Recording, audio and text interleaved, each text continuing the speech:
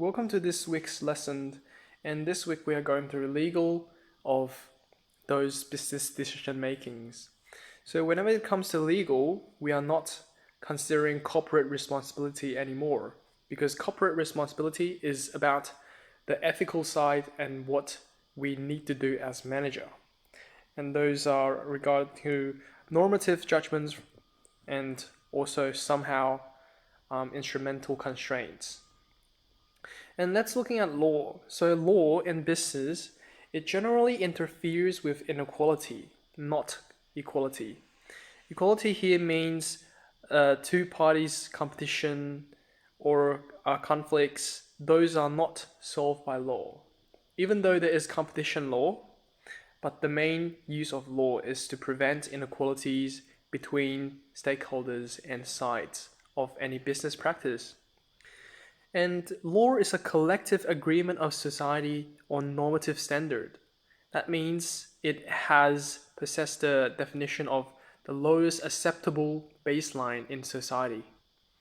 And it provides certainty, fairness, and accessibility. Also, if we want to have good law systems, it must be responsive to any business changes, the change of technology, and etc. And we need to know that the core legal concepts will be about four things. And the first is control. Control refers to what we cannot do, such as Modern Slavery Act 2018, that classifies what can be done and what is that we have to do, we must do. It makes business easier to sell while having normative considerations. So allowing businesses to not only consider instrumental things, but also consider normative considerations. For liability, includes towards company consumer law. These are the laws that are regarding to liabilities. And remember to consider opportunity costs and potential liabilities for any liability related considerations. Torts simply means infringement, and it could be a breach of duty of care, such as any product employer liability, defective structures, etc. And also, as referred, breach of duty, causation, and remoteness of damage is all related to liabilities. And the next one, companies' liabilities, such as Corporations Act 2001 CPH. CTH simply means it is by Commonwealth as a whole group that defines this law. Limits liability by incorporate, as such as using an artificial person to take over their liabilities in a corporate. Those are some manipulations that you can do with the laws. You also have to pay taxes on any taxable incomes for the company, and also distributions after tax profits to stakeholders, to shareholders, not stakeholders. And of course, liabilities, there's also consumer liabilities that we face as managers. Those are bounded by Australian consumer law. It's a national law, and consumer protection is one of the main things that's being addressed. Also, it states the manufacturer liabilities. And consumer protections will protect any acts that we as manager cannot do, such as misleading, deceptive conduct, unfair contract, and of course, manufacturing liabilities such as statutory consumer guarantees, unsolicited sales practice, and product safety. Those are the things that is being bounded by liabilities, consumers' liabilities. And we also have ownership, such as IP, intellectual property. It could be trademark, it could be a design, it could be a patent, and it has substantial economic benefits.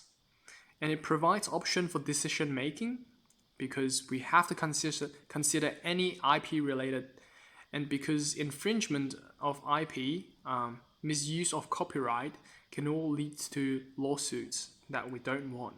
So we must consider these options for decision making. And it entitles manager to do more rights and responsibilities, because IP and also other assets of the company, it's all be as resource that could be used by the manager. And at last, we have contracts and agreements. Sometimes we are putting them together as a single term, using them interchangeably. But in reality, we cannot do that because agreement is not equal to contract. Agreement is a mutual understanding, and contract is a legal binding agreement.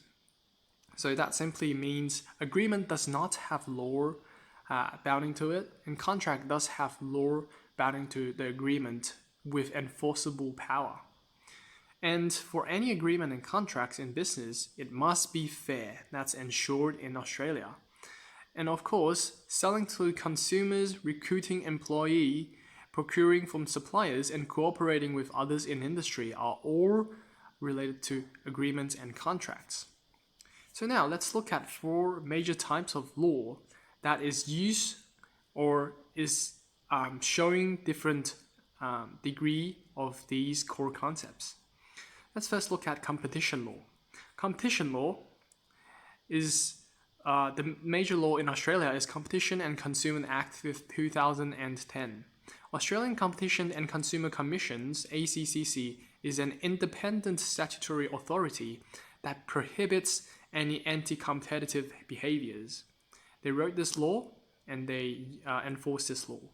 And some of the anti-competitive behaviors can be like cartel conduct, misuse of market power, and unconscionable conduct. And on the opposite side, we have consumer laws, which includes the standard of consumer guarantees, consumer product safety, fair contract terms, and fair sale practice. Unfair simply means unbalance of right and obligation. It often occurs between the seller and the consumers. And next one is contract law. Valid agreement need 4 elements. And these 4 elements are offer. A promise to do and not to do may be one of them. Or either. Acceptance. Silence is not acceptance. And the third, intention. We have to have the intention to set up a legal relationship for this agreement to be conducted. And the last one is consideration. For any agreement, there have to be any consideration such as a payment of some kind to ensure that this contract is going fairly and progressing. And contract may end due to performance issue, agreement break, frustration of either side or one side, convenience that is not achieved, or a breach of conduct, a breach of contract.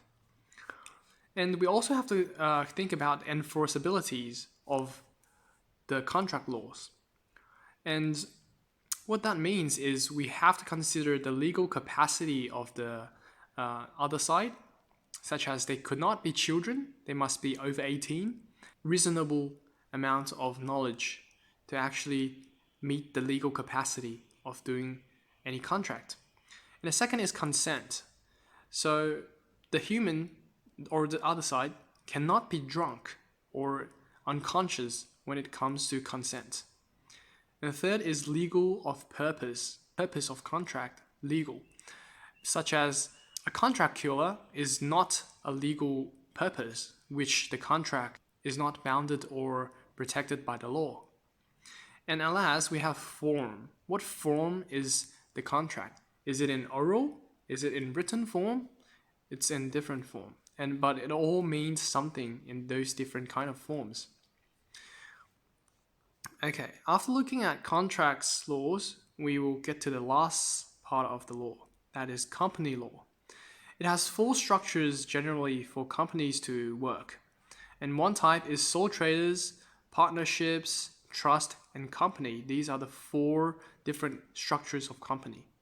And they are different in limitations of liability, tax treatment, and shareholders quantity, etc.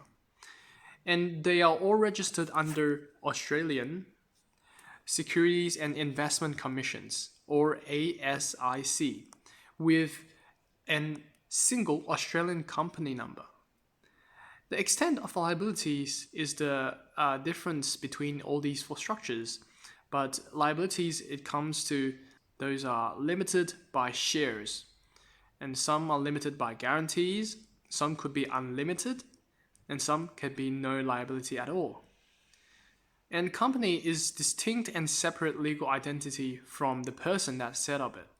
So it could be misused sometimes, such as a manager trying to leave the company for a profit.